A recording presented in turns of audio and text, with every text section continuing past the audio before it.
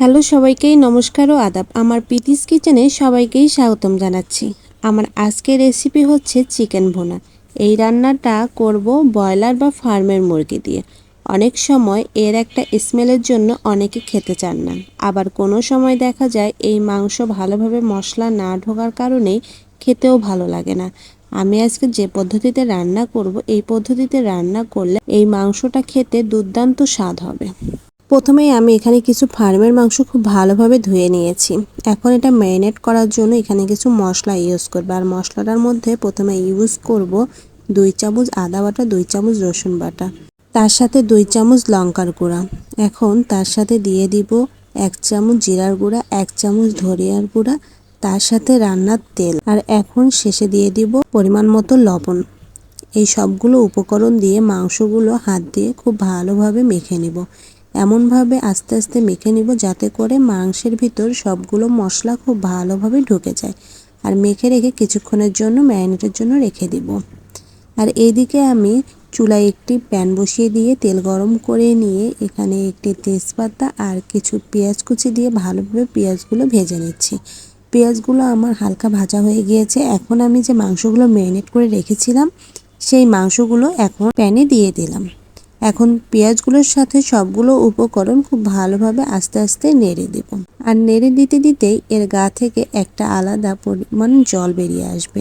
আর এই জল দিয়েই মাংসটা খুব ভালোভাবে কষানো হবে আর মাংসটা অনেক সুন্দরভাবে সিদ্ধ হয়ে যাবে।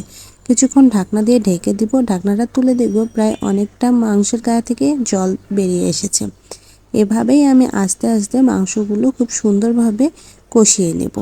আর এই ব্রয়লারের মাংসটা এভাবে কষিয়ে নিলে কিন্তু এর গায়ে থেকে যে একটা আলাদা স্মেল আসে সেই স্মেলটা আর থাকে না। এভাবেই আমি সবগুলো মাংস আস্তে আস্তে কষিয়ে নিব। আর ব্রয়লারের মাংসটা প্রথমে একটু ভালো করে কষিয়ে নিতে হয়। আর এই মাংসটা প্রথমে ভালো করে কষিয়ে নিলে পরে কিন্তু খেতে দুর্দান্ত স্বাদ হয় আর কোনো গন্ধও লাগে না। আর সবাই এই মাংসটা তখন খেতেও পারে। তো আমার মাংসটা অনেক সুন্দরভাবে কষানো হয়ে গিয়েছে। দেখুন কালারটা কত সুন্দর চলে এসেছে। আর এর মধ্যে আমি 2 থেকে 3টা আলু দিয়ে দিয়েছি।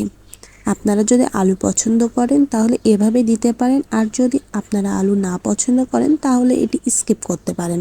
এখন আমার এখানে সবগুলো মাংস খুব ভালোভাবে কষিয়ে নেওয়া হয়ে গিয়েছে। এখন আমি আর একটু ঝোল বা সেদ্ধর জন্য জল দিয়ে দিব।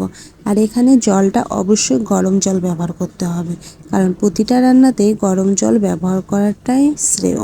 এখানে আমি খুব বেশি জল দেব না, কারণ আমার মাংসটা প্রায় অনেকটাই সেদ্ধ হয়ে গিয়েছে। জল দিয়ে ঢাকনা দিয়ে ঢেকে দেব। কিছুক্ষণ পর ঢাকনাটা খুলে এখানে একটু গরম মশলা ব্যবহার করব। আর এই গরম মশলাটা হচ্ছে আমার হাতে তৈরি করা গরম মশলা। তো গরম মশলা দিয়ে এখানে 2 থেকে 3টা কাঁচামরিচ দিয়ে দিব। আর এই কাঁচামরিচের স্বাদটা কিন্তু অন্যরকম একটি ফ্লেভার নিয়ে আসবে। তারপর ঢাকনা দিয়ে ঢেকে দিয়ে 2 থেকে 3 মিনিট পর ঢাকনাটা খুলে দেখব আমার মাংসের কালারটা দেখুন কত সুন্দর চলে এসেছে। এই রকম গরম গরম মাংসর সাথে সাদা পোলাও খেতে কিন্তু ভীষণই ভালো লাগে। তো আজকের আমার এই সহজ রেসিপিটা কেমন লাগলো অবশ্যই কমেন্ট করে জানাবেন।